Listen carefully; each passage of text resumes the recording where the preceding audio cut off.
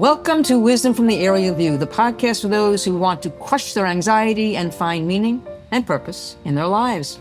Good morning, Dr. Klein. How are you? Hello, Enid. How are you?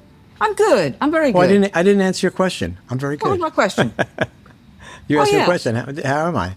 And I didn't even answer it. But I'm great. And I'm glad you are too. I am great. You had sent me an email or a text or something. Why don't we talk about the World Cup and how it brings people together and why we're so excited about it? I said, all right, I'll be honest. I am not into the World Cup. I'm not into soccer. I don't understand it. I think it's boring. I think it's a low-scoring game. I don't think there's any excitement. A lot of people would say that about my favorite sport, which is baseball, but I think just the opposite. But I did a little searching about the World Cup and about FIFA. I don't even know what FIFA stands for. Do you know what it stands for? It's Federation International Football Association or something like that. It's French, I think. They call it football. Right. FIFA claims that 6 billion people watch it. Almost 3/4 of the world's population will engage in the World Cup in one way or another. That's a lot of people. It was fascinating to me how people are really enamored of this silly sport, including you. But I read something too about it that interested me. And of course, again, they call it football because technically it is football. They play with their feet. In its purest level, football's appeal lies in its universality. It's simple and accessible in a way that most team sports are not. At any given moment, on pitches or beaches or strips of concrete in any city of the world, there are people of all shapes and sizes, young and old, rich and poor, kicking a ball around. Passers-by will often stop to watch, silently hoping the ball runs out of play so that they have a chance to kick it back. All right. So why this thing about soccer? Why did you want to talk about it? Because of what you just said. 6 billion people are watching it. Yeah. 3/4 of the population of the earth. Yes.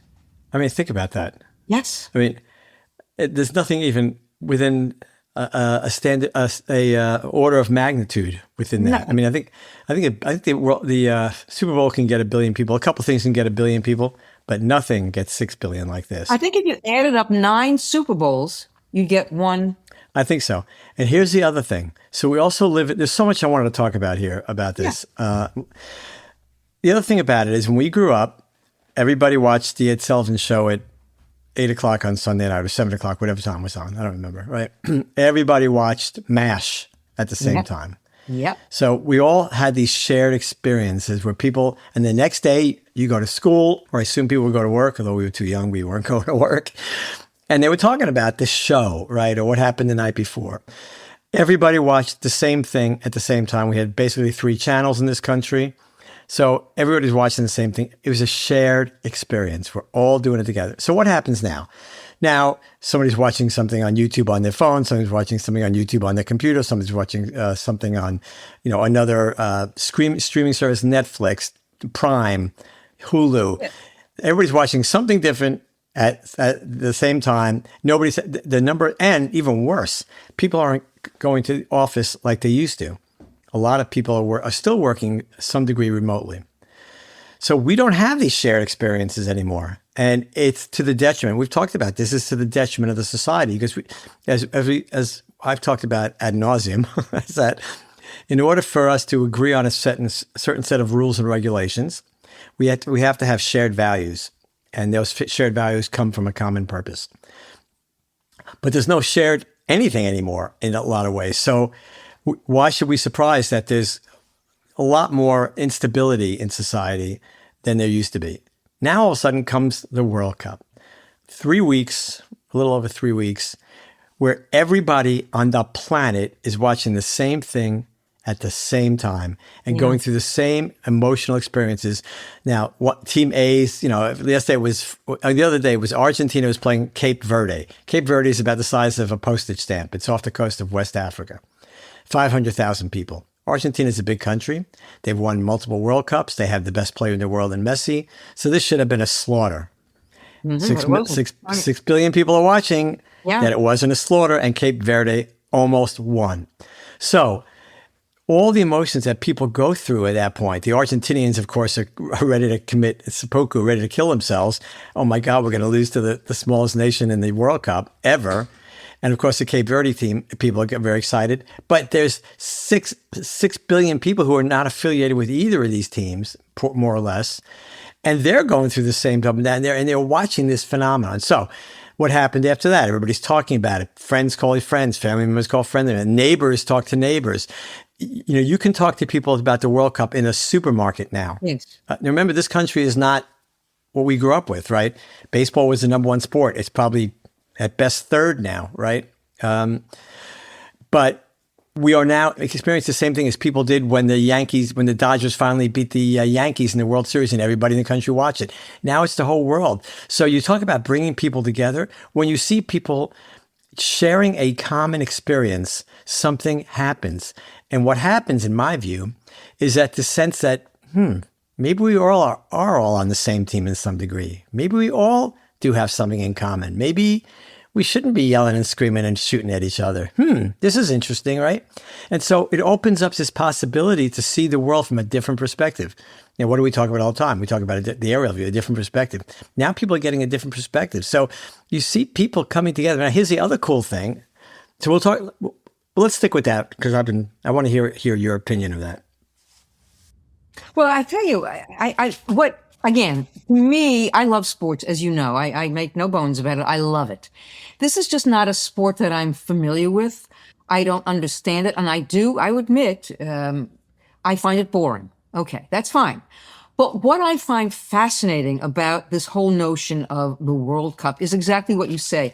I want to read something to you that I just read this morning. For those of you who are listening, I just read the Sunday New York Times, and something in it speaks to me, and it is this, and it's, I'll read it quickly because this is what I find fascinating about the game. It said, because this tournament is being played in large part in the United States with short forays into Canada and Mexico, we're experiencing the twin wonders of the United States of America discovering the soccer world, and discovering America, the soccer world discovering America in a healing spirit of wide open curiosity and mutual respect. What's that meant, listen to this, seeing an estimated 22,000 Dutch fans clad in orange bouncing left to right through downtown Kansas City, Missouri, behind they're coming to our country and they're learning about us in a way they never did. When the Irish going to Boston and drinking them. It's just fascinating. Those are the Scottish, by the way. That's Scottish. They're learning about, see, I didn't learn them. They're learning about us. We're learning about them. I live in Alexandria, Virginia, and we're hosting in our hotel the Croatian national team. And everybody in this town now has Croatian flags outside. Everybody's excited. They're learning about our culture. We're learning about theirs. They're eating the food that we unfortunately eat, and they're mesmerized by it. They went to Katz's Deli and they're eating, kosher pastrami sandwiches. It's a wonderful thing. It's a melding of cultures. It's beyond sports. That to me is the beauty of sports.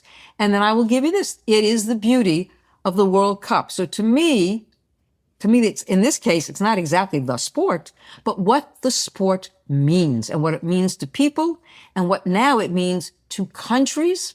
This, to me, is wonderful. It's wonderful. So what I was going to say, I was going to go to that next. So I beat you to it. No, I'm glad you did because it's a natural segue. Yes. So people, like you said, they're coming to the people eating in a Waffle House, right? Yeah. You talked about a deli. People eating, they're amazed by our supermarkets. They're amazed by our restaurants. They're amazed by so many things. Of course, most of them are not going to get a chance to see the greatest part of the United States, in my opinion, which are our national parks, the greatest treasure. For those people who have not gone to see our national parks, drop what you're doing and start because they're the coolest part of the United States. When I'm abroad, I always tell people, don't go to the American cities when you come here. Go out to see our national parks. But meaning that's so mad. But still, what you're talking about is people are in our cities, Kansas City, Boston, New York, Dallas, Seattle, San Francisco, LA. So they're seeing our cities and they're seeing what America really is. And it is almost uniformly positive. I've not read a negative study where fans from around the world said, "Oh my God, I was mistreated. I had a terrible experience. I can't believe this is the worst country ever." I've not heard one story. And believe me, if the Washington Post or New York Times could find a story like that, they would, right? No offense, but they're always trying to take a shot. And nobody's written a story about this because it's not happening. It's not happening. People are enthralled by what they're seeing, and they see America in a different light. When they just see the news, which is always interpreted in any city and any country by the people who are making news, just as it is here, there's no such thing as pure news, then they get a certain sense of America. America the bully, America the tyrannical, whatever, America the violent. Well, they're in Washington, D.C. now. And they're, a lot of them will come and they'll stop in some of them, even though they'll go to the games, but they'll also want to see some other cities. They come to Washington, they go, whoa, this place is beautiful, right? So, and the people are really nice and everybody's welcoming, because Americans are welcoming people. We are welcoming people. I mean, I wouldn't go to, certain areas where, like the south side of Chicago where, people shot, or I saw in Coney Island in Brooklyn, a bunch of people were shot from a gang incident yesterday. So we still have our pockets, but generally speaking, what they're seeing is pretty much real America, and they love it. And I think that is great. And so this is why I want to talk about the World Cup. It is very easy for us to get wrapped up in our own individual worlds, our own individual politics, our own individual points of view. We don't do shared activities like we used to. We don't watch Ed Sullivan on Sunday night anymore like we did 50, 60 years ago. And yet this we're doing together. It is fantastic. So the two sides of this for me are the together part. That's, to me, the number one part. We are sharing an experience. Not just Americans. The whole world is sharing this experience, right? I'll give you another example. Mexico. Mexico gets a bad rap for a lot of reasons. There's all the cartels and so on. But they suffer the same problem that we suffer from, which is that's only part of the story. Mexican culture is fantastic. The food's incredible. The scenery in parts of Mexico is magnificent, absolutely magnificent. So now people are getting to see another part of Mexico. They're seeing Mexicans in the stands at the Azteca, which is their biggest stadium in Mexico City, historic stadium. They look just like the fans in LA or just like the fans in Toronto. All the fans look the same, right? You can't tell. Nobody's saying, and whether they're from the Middle East or Asia or North America or South America, the fans really pretty much look the same. I mean, you can tell they're from a different culture, but they're acting like fans. They're doing the same things. They're experiencing the same emotions. This whole idea that the world, 3/4 of the world is seeing this. How great is it? It's so under not only underreported, but underappreciated. 3/4 of the world is experiencing the same thing at the same time. And it's a good thing. It's not like we're invaded by aliens and now 3/4 of the planet is fighting off bad guys from some other galaxy. No, we're celebrating a game that, even though you don't like it, 3/4 of the world loves, or more probably, absolutely. Right? And just to go back to the beginning, why is soccer so popular? And you mentioned it at the very beginning, and that article mentioned it. If you want to play hockey, one of my grandsons play ice hockey, and you got to buy a ton of equipment. It's expensive, right? You can't go outside and play ice hockey. You need a rink, frozen. They live in Texas. It's hot, right? So it's expensive to operate a hockey rink. So you can't, unless you live in Canada or Russia or the Scandinavian countries, where during many months of the year you could go out in your backyard and go onto a pond or go onto a frozen lake or something and play. A lot of places in this world, the majority of places in the world, you can't do that. But you can take a soccer ball anywhere in any country, and you can, unless the ground has 2 feet of snow on it, you can play. And all you need is a bunch of people a bunch of kids get together and go, let's play. They don't even need a net. The net, they take a piece of chalk and draw a line on a wall. That's the goal, right? Mm-hmm. So you can play it anywhere, and it's super cheap. All you need is a ball. So that's why soccer became the world sport. It's accessible to everybody. So basketball has also become a very popular international sport. Why? A ball and a basket. Baskets are cheap, right? That's all you need there. You don't really need a court. You need you can play it on a dirt driveway. Just put a hoop up.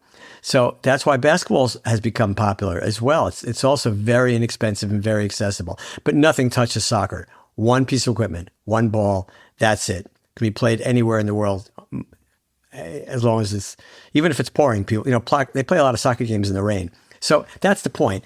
And so when you have the opportunity to take advantage, to me, this is like the world cleverly taking advantage of something that everybody does and then bringing everybody together through it. Now, I don't think that's FIFA's goal. FIFA tends to be a kind of a corrupt organization, and it's always about the money. But having said that, the end product is worth it. So, I know you don't follow this, but there's always some controversy with FIFA, some accusation of graft or corruption or cheating or so on. And on the way to the World Cup every 4 years, you read article after article about FIFA and this and that and the other thing. And then the games start. Well, I'll tell you, then it's over. There's a book called The Power and the Glory, A New History of the World Cup. And I just have a quote from it. The competition survived its association with Benito Mussolini's fascist regime in Italy in 1934 and with the Argentinian military junta in 1978. And it will survive the many indignities of Russia 2018, Qatar 2022, and whatever the next few weeks might bring. It will. And the world will be captivated, as it always is. And some of us will feel like kids again, marveling at Messi, Mbappe. That too. Yamal, and the way we once marveled at Zico, Michael Platini, and Maradona. Whatever else is happening, however corrupted and exploited the institution of the World Cup may become, the magic goes on. And so I want to talk to you about that. There is this dark side of this sport and this World Cup. And I read that. The guy wrote a book. Jonathan Wilson is his name. The Power and the Glory. The history of the World Cup, it's not been a very terrific history, has it? It's been it's been a fantastic history, marred by a small group of people doing what corrupt people do. Yeah. Okay. Yeah. So that's the point. The point is that all this goes on, and here's another one: Qatar. Now, Qatar hosted the World Cup 4 years ago, and because it's in the Middle East and it's hot, normally the World Cup is in the summer, like it is here right now, usually June, July. But in Qatar, they moved it to the winter. It was January, February, I think, because it's too hot to play in Qatar in the summer. So how did Qatar get the World Cup? Yeah. Well, anybody who's paid any attention knows, even though they haven't proven it, that a lot of money passed through a lot of hands to make this happen. It's just the way it is in the world, right? Corruption here in the United States, we don't have any appreciation for what corruption is in the world. Corruption is a killer. Corruption has destroyed and keeps billions of people in poverty and in living below the standard of living and living in dangerous ways. Corruption is one of the most heinous things on this planet. We don't appreciate it here in the United States because we don't, even though we have a little bit compared to the rest of the world, it's nothing. It's not what we're talking about. Yeah, we talk about Trump or whatever. It's not even close. It's not even in the same. We just don't have it here, fortunately, which is why a lot of people want to come here. Why do you think people want to come to the United States? One of the reasons is because they don't have to deal with that, right? They don't have to pay somebody off to be able to open a business or to be able to get a driver's license or whatever it is. They don't have to do any of that stuff here. So that's one of the major attractions of the United States. So getting back to the corruption part, if in Qatar, when that thing occurred, we go, you're moving the World Cup from the summer to the winter? And you have to understand why that's a problem, because worldwide soccer goes on from like October to May. So that's the season for worldwide soccer, and there are leagues in every country, right? So to have the World Cup, and the leagues end generally in May, and then they take the summer off and they reconvene sometime in August, more or less, right? So now you're going to interrupt all these seasons, the Premier League in England, the Serie A in Italy, La Liga in Spain, Bundesliga in Germany. These are equivalent to like the NBA or the NHL here in our country. These are big leagues. You're telling them you have to stop your league for a month or more to have the World Cup. So how many people do you think wanted to do that? So how did that happen? Clearly, there was some kind of corruption. I can't prove it to you, but it's pretty well accepted, right? So in the run-up to that World Cup, and they were talking about how the Qataris were bringing in slave laborers, paying them nothing in the heat to build these stadiums. There was a tremendous amount of press on this, negative press, all negative. Yes. And then the game started, and that was the end of that. After that, it was just Messi winning the World Cup and Mbappe and France and Argentina in the final and all the things that led up during the opening rounds and so on. That's all anybody talked about. Nobody, once that first ball was dropped, was kicked, talked for a second about the corruption leading up to it. Because the World Cup because you have 6 billion people to whom it means an awful lot. And they're willing to just ignore all that to get to this part, to get to be able to root for their teams, to see their heroes. In this particular World Cup, you have Messi, who's in his final World Cup, who's got the most goals. You have Mbappe, who's much younger guy. He's in his 20s. I think he's mid to late 20s. Who's playing fantastically well. You have Ronaldo, who's over 41, who is one of the greatest players ever playing for Portugal. You have Harry Kane playing for England, their superstar goal scorer. So all these stars, the stars are coming out, right? It's like the Oscars. All the stars are coming out and they're performing and people are going crazy and they live through this. A lot of people's lives are not so easy. They're full of turmoil and difficulties and challenges around the world, right? We have it easy here, but certainly around the world, not everybody does. But here they can just forget about it and watch Messi work his magic or whatever team you're rooting for, or have a Cape Verde David almost take down Goliath. It's fantastic theater. And the games, here's the crazy part. So many games have been decided in the last seconds. It's insane what's gone on. And it's just so exciting. And again, the most important part is that we're all sharing it together. Everybody's seeing this at the exact same moment. It's fantastic. So it gives you hope. It's one reason to have hope that, yeah, we are all the same. We do want the same things. We do enjoy the same things. We have the same emotions. This is not, now, will it last? No, it won't last too long. But even for this one period, we should be grateful to have this period where we can celebrate and share together. Let me take a U-turn for a second here. I'm thinking about something we all share, an emotion. We all want to, not all, but we want to share emotions. We want to be part of something bigger than ourselves. And I'm going to something ridiculous, but it happened this weekend as well. Besides the 4th of July and besides the World Cup, a marriage between two celebrities. It took over not only the United States, the world. People came from all over the world to New York City to stand outside in the sweltering heat, stand outside Madison Square Garden to look at a building, to see people get married. They're not going to see the marriage. Of course, she filmed it. She'll probably have a movie of Taylor Swift and Travis Kelce. And why do I bring this up? Not because I cared about it, because I didn't, except that it was about people sharing something, a common whatever it was. It wasn't the World Cup. It was these two people that people, for whatever reason, look up to or whatever. And maybe with good reason, because I think Taylor Swift's a pretty darn good person. But I think we are looking for something, Mark, something outside of ourselves, something in common that we can share together. Seriously, they stood in 102 heat to stare at a building because they weren't going to see the participants. They weren't going to see Taylor and Travis, but they were there sharing something in common. And that's what we have at the World Cup. Clearly, they're not 6 billion people looking for this wedding, but it's been all over the news, all over the world. It's something that people want to do. We want to share something. And maybe what we want to share is a common value of goodness, of hope, of charity. I don't know what it is, but it made me think, you know what? Why not? You want to care about this silly wedding? Good. That's good. It's something we all, not all, but some millions of people wanted to see these two people get married. Something in common. Well, yeah, but I think I think you hit the nail on the head. What is it about it? Well, you see two people who have fallen in love. Yeah. Two very famous people, probably Taylor Swift is one of the most famous people on the planet. Yes. Falling in love. Well, what emotion do people want more than that? I mean, anybody who's ever fallen in love during that period, it's magical, right? And so people say, okay, there is magic in this world. There is love in this world. Taylor Swift. So I look at, clearly I've never met Taylor Swift, but I do have Taylor Swift songs on my phone. I have listened to Taylor Swift, and what impresses me is, I play music. She has written all her own songs.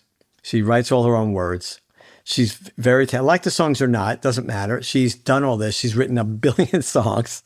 She's a performer. She's unbelievably talented, and she did it all herself. She came from nothing in the sense that she didn't come from a family of artists or Hollywood types or famous musicians. She did it herself. She built the whole thing herself. I mean, this is America. That's the American story, right? Really, she showed you how to do it. Now she works like a dog. And then what did they do? They gave away like $28 million in honor of their wedding. 26 million, yes. Yeah, Mm-hmm. right. I mean, great. And, people will say, oh, of course they did. Well, because you don't want to look good. But, well, she didn't have to do that.